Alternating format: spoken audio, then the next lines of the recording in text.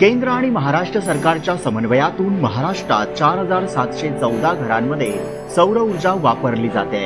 पंतप्रधान सौर घर मोफत योजनेला उदंड प्रतिसाद देत राज्यात 31,000 घरगुती सौर ऊर्जेचे वीज ग्राहक झालेले आहेत। यापैकी 4714 ग्राहकांकडे प्रत्यक्षात सौर ऊर्जेचे दिवे चालवले जातात।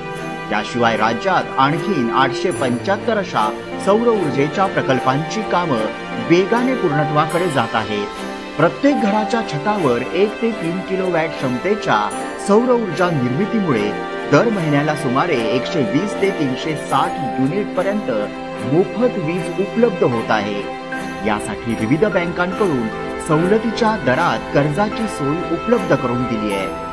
अशा सौर ऊर्जा प्रकल्पातून 25 वर्ष मोफत वीज मिळणार आहे।